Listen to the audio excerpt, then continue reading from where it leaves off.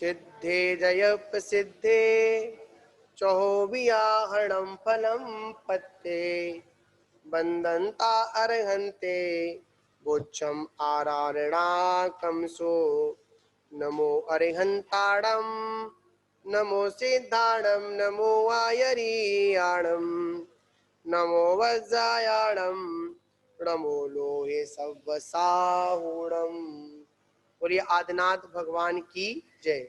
आचार्य श्री शिव कोटि जी मुनिराज की जय। आचार्य श्री 108 सन्मत सागर जी महाराज की जय। आचार्य श्री 108 सौभाग्य सागर जी महाराज की जय।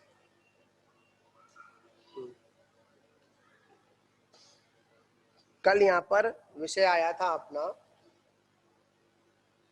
कि जब दूसरों के दुखों को देखकर उनका शोक करना व्यर्थ है। जब कोई व्यक्ति हमारा और हम उसका कुछ भी नहीं कर सकते हैं तो शोक करने से कोई मतलब भी नहीं निकलता है। यहाँ पर एक बात अभी पूर्व के ग्रंथ में बता रहे थे। एक तरफ कहा कि प्राणी मात्र से मैत्री का भाव रखो। क्या कहा था? प्राणी मात्र से मैत्री का भाव रखो, ऐसी बात बोली। अब यहाँ पर क्या कर रहे हैं? अब यहाँ पर बड़ा विपरीत कह रहे हैं। विपरीतता में क्या कह रहे हैं कि आप किसी से क्या मत करो, आप किसी से कोई भी मतलब मत रखो। क्या मत रखो? एक तरफ तो क्या बोला आचार्य ने? एक तरफ आचार्य ने कहा करुणा का भाव रखो, तो एक तरफ क्या बोला कि आपको क्या मतलब है? क्या एक तरफ क्या बोला? आपको क्या मतलब है?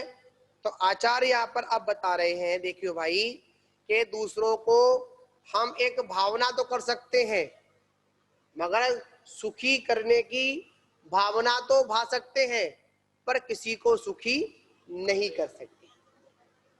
क्या होगा? हाँ, जब भी हमारे जीवन में कोई भी परिवर्तन आएगा तो कब आएगा? स्वयं की परिणति के अनुसार ही आएगा। सुबह की ग्रंथवार मतलब सुबह की स्वाध्याय सभा में बड़ी एक मार्मिक बात आई थी। क्या बात आई थी? कोई किसी की आयु को ना बढ़ा सकता है, ना किसी की आयु को कोई घटा सकता है। क्या कर सकता है? ना कोई आयु बढ़ा सकता है, ना कोई आयु घटा सकता है। ठीक है ना? तो यहाँ पर क्या कहा? अब जो आयु आपको जो मिली है, जितने भी आपको प्राण आदि मिले हैं, वो सब क्यों मिले हैं? उसका क्या कारण है? वो आपके परिणामों के अनुसार ही। किसके अनुसार? वह आप लोगों के परिणामों के अनुसार ही आपको क्या मिली? आयु कर्म मिले। कि दूसरे के परिणाम से तो नहीं मिले आपको। कैसे मिले? स्वयं के परिणामों के अनुसार आपकी आयु कर्म का बंध हुआ। किसके परिणाम थे? स्वयं के तो परिणाम थे। क्या दूसरे के परिणाम से आपकी आयु का बंध हुआ? तो आपने जैसे परिणाम किए उसी परिणामों के अनुसार आपको उस गति आदि की व्यवस्थाओं के अनुसार क्या हुआ? आपको उस पर्याय में आपको जाना पड़ा। तो आचार्य यहाँ पर अब आगे कह रहे हैं, आगे कहते हैं कि समस्त जीव राशि अपने से अन्य है। क्या कह रहे हैं? कि संसार में जितनी भी जो जीव राशि है वो कैसी है? अपने से अन्य है। ऐसा चिंतन करना अन्यत्र अनुपेक्षा है। कैसी कैसी कौन सी अनुपेक्षा है? अन्यत्व अनुपेक्षा है। सबको क्या समझना? सबसे भिन्न हूं, सारे जीव मुझसे भिन्न हैं और मैं सभी जीवों से भिन्न हूं। ऐसा नहीं है कि वही जीव मुझसे भिन्न है, मैं भिन्न नहीं हूं। मेरा परिवार भी मुझसे भिन्न है। मैं परिवार के बीच में रहता हुआ भी परिवार का कुछ भी करने धरने वाला नहीं हूं, और परिवार भी मेरा क्या है? कुछ भी करने धरने वाला नहीं है। क्यों नहीं है? अगर मैं परिवार का करने वाला हूं, अगर परिवार मेरा करने वाला है तो मेरे को बचा सकता है, मेरे सुख दुख को दिला सकता है? नहीं, ऐसा नहीं है। ऐसी बात नहीं है कि एक कोई व्यवस्था चल रही है, एक कोई वस्तु आई, उस वस्तु के माध्यम से हर व्यक्ति सुखी हो, नहीं, ऐसा नहीं हो सकता है। सभी व्यक्ति अपने अपने ज्ञान के अनुसार, अपने अपने परिणामों के अनुसार सुखी और दुखी होते हैं। कोई किसी को सुखी दुखी करने वाला नहीं है।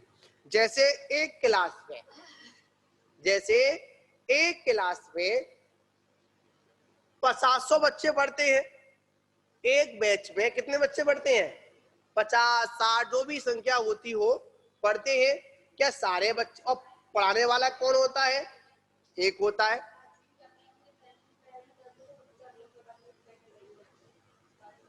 हाँ, तो क्या कह रहे हैं कि यहां पर बात कह रहे हैं कि पढ़ाने वाला एक होता है।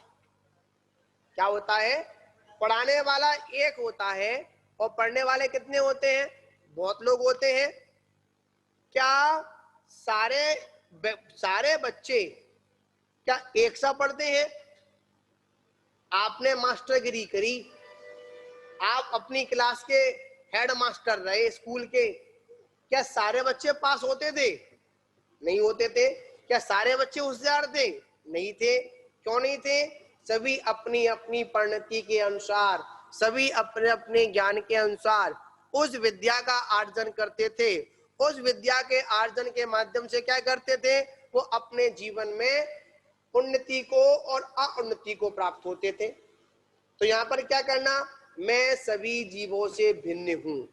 जैसे कमल कहां पर होता है? कीचड़ में होता है। कहां पर होता है? कमल कहां पर होता है? कमल कीचड़ में होता है, पर कीचड़ में होकर कैसा रहता है? कीचड़ से भिन्न रहता है, कीचड़ से मिला हुआ नहीं रहता है। मिला हुआ होने पर भी कैसा है? कीचड़ से भिन्न होता है, कीचड़ से अलग होता है। तो ऐसा चिंतन हम लोगों को करना चाहिए। अब आगे यहाँ पर गाथा में कह रहे हैं, संसारम भी अनंते आसगड़े कम्मड़े ही माणम को कस्य हुई सयणो सज्जई मोहम जड़मीण जड़ो। तो कह रहे हैं कि पंच परावर्तन रूप, इसको बंद कर दो, ग्रह हमारे। गुरुदेव जी गाथा कौन सी है जी? गाथा नंबर है 1750, पेज नंबर है 780। तो इसमें कह रहे हैं, पंच परावर्तन रूप संसार में, संसार के अनंत होते हुए अपने मिथ्या दर्शन आदि परिणामों से उत्पन्न हुए उद्गल स्कंद रूप कर्म पर्यायों के द्वारा अनेक गतियों में भ्रमण करते हुए जीव का कौन किसका स्वजन है, या स्वजन है या फिर परजन है, यह भेद हो सकता था यदि जो जिसका स्वजन है वह उसी का स्वजन सदा रहता, और परजन भी कभी स्वजन नहीं होगा। किंतु अपने अपने कर्मों के अधीन जीवों का यह नियम नहीं हो सकता है। यहाँ कह रहे हैं, हम किसको अपना कहें, किसको पराया कहें, किसको स्वजन कहें, किसको क्या कहें, किसको परजन कहें, सब क्या है? सब कर्माधीन है। कैसे है? कर्म अधीन है। तो कह रहे हैं, पंच परावर्तन रूप संसार के अनंत होते हुए अपने मिथ्या दर्शन आदि परिणामों से उत्पन्न हुए पुद्गल स्कंद रूप कर्म पर्यायों के द्वारा अनेक गतियों में भ्रमण करते हुए इस जीव ने अपना समय व्यतीत किया। पहली बात तो यहाँ पर यह है कि यह जीव संसार में परिभ्रमण क्यों करता है, परिभ्रमण क्यों किया, इसका कारण क्या है। इसका मात्र एक ही कारण है, कोई दूसरा कारण नहीं है। वो कौन सा कारण है? मिथ्या दर्शन। कौन सा? मिथ्या दर्शन, मिथ्या दृष्टि बनकर इसने ऐसी कोई सी भी गति नहीं छोड़ी, ऐसा कोई भी स्थान नहीं छोड़ा, ऐसा कोई भी जीव नहीं छोड़ा जिस जीव से इसने अपना संबंध स्थापित नहीं किया हो। कोई बचा? कोई नहीं बचा। हर जगह घूम कर आ गया, हर जगह भ्रमण करके आ गया, अपने स्वजन को अपनाया, परिजन को अपनाया। कभी कभी क्या होता है कि आज जो हमारा शत्रु है, अगले भव में कौन बन जाता है? हमारा मित्र बन जाता है। जो आज हमारा मित्र है वो कौन बन जाता है? हमारा शत्रु बन जाता है। कभी कभी वर्तमान जीवन में भी देखने को मिलता है। हम आगे आगे पीछे की बात क्यों करें, ऐसे ऐसे उदाहरण भी हैं। अपनी ही पत्नी के गर्भ में पुत्र बनकर उत्पन्न होता है। संसार की क्या दशा है? जो जीव अपनी पत्नी के साथ में है और उसकी मृत्यु हो जाती है, तो वही जीव कालांतर में उसी समय कहां पर अब मतलब उसका पुत्र बनकर पैदा होता है। क्या बनकर पैदा होता है? अपने ही खून से क्या बनता है? पुत्र बनता है। ऐसी भी कथा जिनागम में आती है। तो ऐसा कौन हमारा सगा संबंधी है जिससे हम राग करें, जिनसे हम द्वेष करें? इसलिए आचार्य कहते हैं कोई भी स्वजन नहीं है और कोई भी परिजन नहीं है। बात यहां पर वही आ गई, एक राजा था और वो राजा का एक इकलौता पुत्र। कौन महाराज? एक राजा था और राजा का इकलौता पुत्र, और इकलौते पुत्र की तबीयत बिगड़ गई। जब तबीयत बिगड़ी तो उसने राज वैदों को बुलाया, पूरी अपनी दम लगा दी। वैद उसकी पल पल की खबर ले रहे थे। राजा भी बैठा हुआ है और वो वहां पर रानी भी बैठी हुई है। इतने में क्या हुआ? होता ये है कि राजा की आंख लग जाती है। क्या लग जाती है? राजा की आंख लग जाती है। और जैसे ही आंख लगी तो क्या हुआ? राजा एक स्वप्न देखता है। क्या देखता है? राजा एक स्वप्न देखता है। और स्वप्न में क्या देखता है कि जिस राज्य को जो वर्तमान में भोग रहा था, स्वप्न में उससे दुगुना राज्य उसको मिलता है। क्या मिलता है? वर्तमान में जितना राज्य था उससे दुगना राज्य उसको मिलता है। और जहां पर उसके एक पुत्र था वहां पर उसके 7 पुत्र हैं। स्वप्न में कितने पुत्र हैं? 7 पुत्र हैं। हाँ, वह स्वप्न में उस 7 पुत्रों का बड़े राज्य का सुख भोग रहा है। इतने में क्या हुआ कि जो उनका इकलौता पुत्र था वो उनके हाथ से निकल जाता है, मृत्यु को प्राप्त हो जाता है। रानी चीखती है, चिल्लाती है, राजन आप सो रहे हैं और आपके सामने से एक अपना पुत्र था, वो पुत्र भी अपने बीच से चला गया। तो जैसे ही राजा ने सुना और जैसी आंख खोली, अब वो विचार करता है, चिंतन करता है, हंसने लगता है। क्या करने लगता है? हंसने लगता है। रानी ने सोचा लगता है पुत्र वियोग का बड़ा दुख बैठा है, सदमा बैठ गया है। इसलिए राजा रो नहीं रहे हैं, राजा क्या कर रहे हैं? हंस रहे हैं। राजा से उनकी हंसी का कारण पूछा गया तो राजा ने क्या कहा? मेरी समझ में ये नहीं आ रहा है मैं एक के लिए रोऊं या उन 7 के लिए रोऊं। मतलब मैं एक के लिए रोऊं या उन 7 के लिए रोऊं? क्या कि यहां तो मेरा एक पुत्र गया और स्वप्न में मेरे 7 पुत्र थे। अब मेरे समझ में ये नहीं आ रहा है कि ये सपने हैं या वो सपने हैं। ऐसा हमारा चिंतन होना चाहिए। स्वजन और परजन, हम स्वजन और परजन किसे समझते हैं? जो हमारी बात माने वो तो स्वजन, और जो हमारी बात नहीं माने वो कौन है? परजन। जो हमारे कहे अनुसार चले वो स्वजन, और जो हमारे कहे अनुसार नहीं चले वो कौन? परजन। इसलिए आचार्य कहते हैं स्वजन और परजन के चक्कर मत पड़ो। अगर आप स्वजन और परजन के चक्कर में पड़ गए तो अपना धन भूल जाओगे, अपनी संपत्ति को भूल जाओगे, अपने आत्मा को भूल जाओगे। तो आचार्य कहते हैं यहाँ पर क्या चिंतन करना है? मैं सभी से मिला हुआ होने पर भी सभी से भिन्न हूं। क्या चिंतन करें? मैं सबसे मिला हुआ भिन्न हूं, सबके साथ में रहता हुआ भी सबसे पृथक हूं। अगर मैं सभी के स्वजन का संबंधी हूं तो एक व्यक्ति भोजन करे, क्या हो?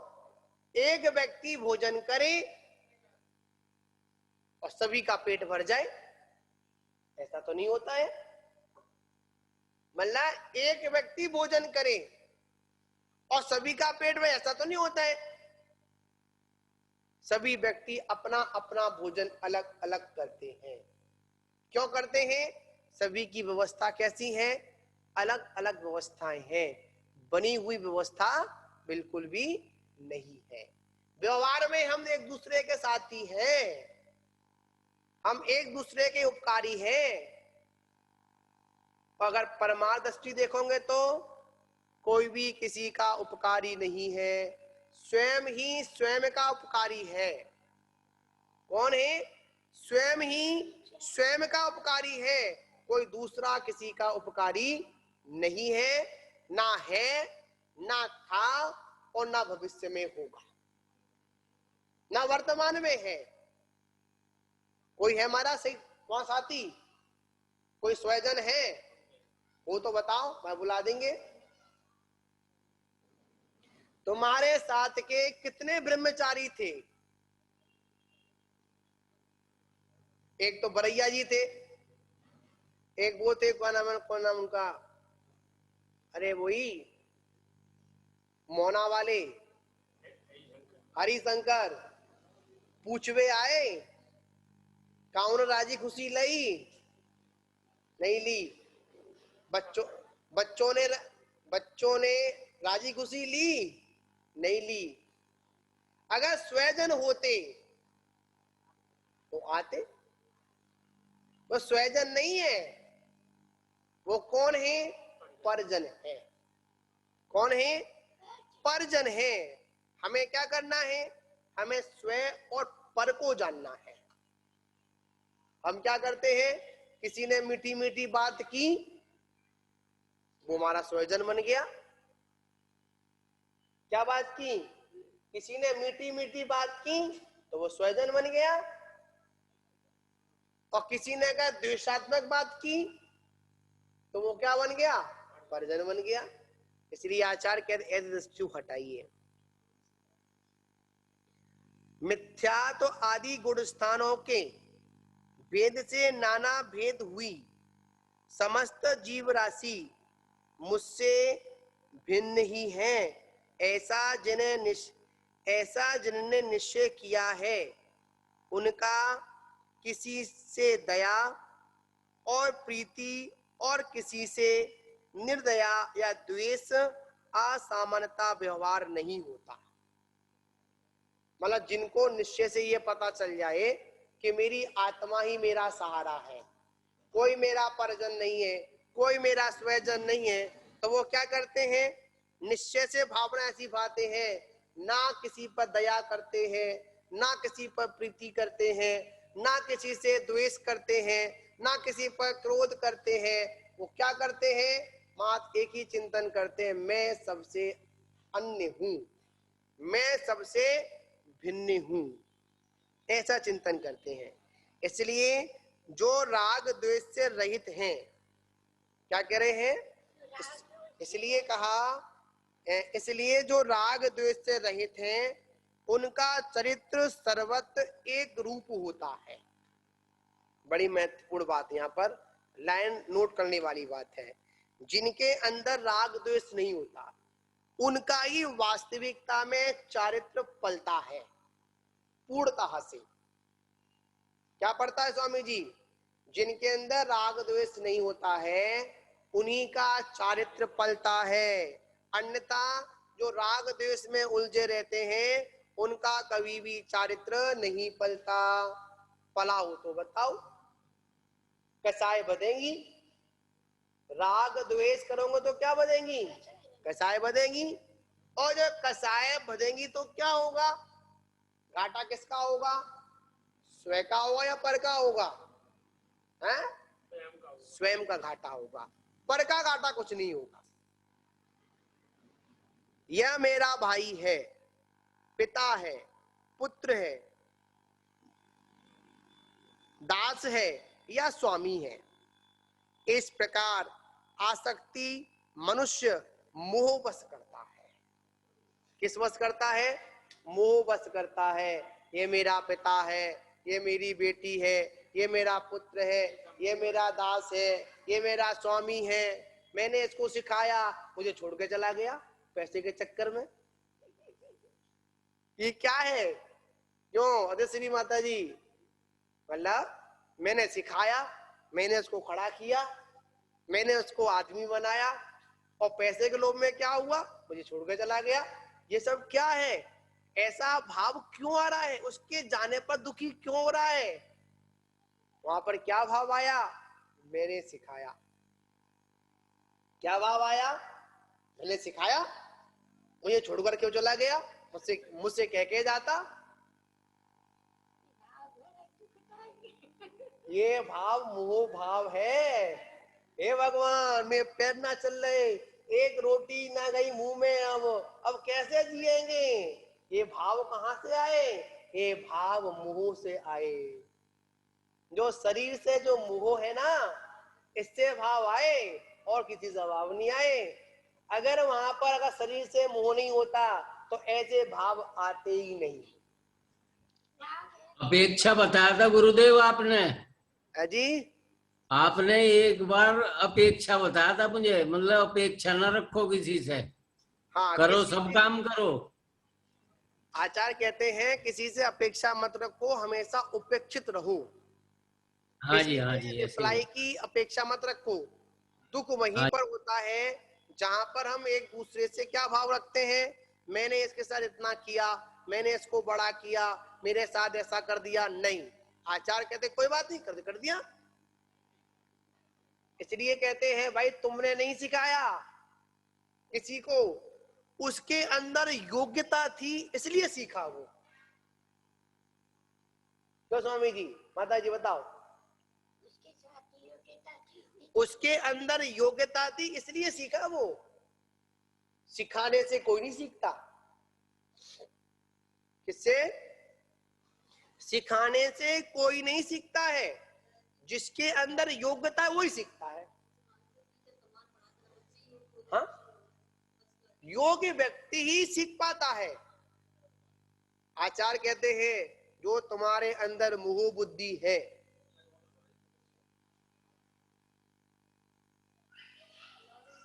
कौन सी बुद्धि है? मोह बुद्धि है। इस मोह बुद्धि को छोड़िए। किसको छोड़िए? इस मोह बुद्धि को छोड़िए। कैसी? ये मेरा भाई है, ये मेरा पुत्र है, ये मेरा दास है, ये मेरी दासी है, ये मेरी बहन है। अनेक प्रकार के जो विकल्प आते हैं, ये किसके कारण आते हैं? मोह के कारण आते हैं। किसके कारण आते हैं? मोह के कारण आते हैं। तो आचार्य कहते हैं हमें किसका त्याग करना है? मोह का त्याग करना है। वस्तु वस्तु तत्व तो वस्तु तत्व तो अनित्य मात्र रूप है, उसमें कोई स्वजन नहीं है। क्या नहीं है? कोई उसमें स्वजन नहीं है। जब स्वजन नहीं है तो पर्जन भी नहीं होगा, और जब कोई पर्जन नहीं है तो कोई स्वजन भी नहीं होगा। तो आचार्य यहाँ पर हमको बार बार क्या समझा रहे हैं? अपने अंदर से मोह बुद्धि निकालो। आचार्य क्या करते हैं पता है? क्या कला होती है पूर्वाचार्यों की? पूर्वाचार्यों की ऐसी कला होती है, किसी सिंह के, किसके? किसी सिंह के मुंह में अगर मृग लगा हुआ है, उसको निकालना कोई आसान नहीं होता है। क्या कह रहे हैं? सिंह के मुख से क्या निकालना? मृग निकालना कोई आसान नहीं होता है। उसी प्रकार आचार्य कहते हैं, आचार्य में ये कला होती है कि सामने वाले भव्य प्राणी के अंदर से, उस मोह के अंदर से भी, मोह रूपी सिंह के अंदर से भी वो क्या निकालते हैं? आपकी गंदगी को, आपको बाहर निकालने का काम करते हैं। ठीक है ना? तो हमें क्या करना है? अपने जीवन को स्वजन और पर्जन से दूर रखना है। जहां पर हम स्वजन और पर्जन के चक्कर में लगे रहे तो क्या होगा? सारी व्यवस्था हमारी खंडित हो जाएगी। तो आचार्य कहते हैं मोह भाव को दूर रखें।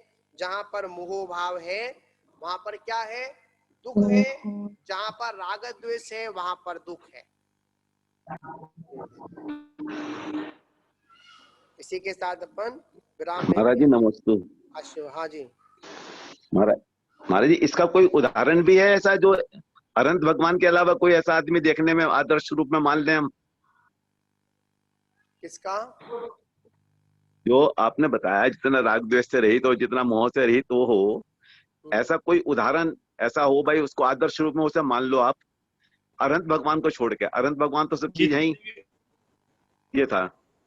अरे साथ जितने भी निग्रंथ और महाव्रती हैं सब इसी क्वालिटी के जो हैं। कहाँ बैठे हो आप? अरे पवन जी, ये तो पूछ रहा मैं वैसे, ये तो पूछ रहा मैं से ऐसा ही है क्या? बस और कुछ नहीं। ऐसा है, देखो हम इसमें भी वर्तमान कंडीशन को जितने तो महाव्रती हैं वो सब इसमें हैं। देखिए, हम लोग इसमें वर्तमान कंडीशन तो नहीं घटित करेंगे, फिर भी हम लोगों को उसमें लगा लेना चाहिए। यहाँ पर सिद्धांत वाली बात है, अगर इस संसार में अगर अगर अरहंत और सिद्ध के बाद में अगर कोई जो वितराग दशा की ओर जो चलने वाले हैं वो हमारी निर्गंत साधक हैं, आचार्य उपाध्याय साधु ये हुआ करते हैं।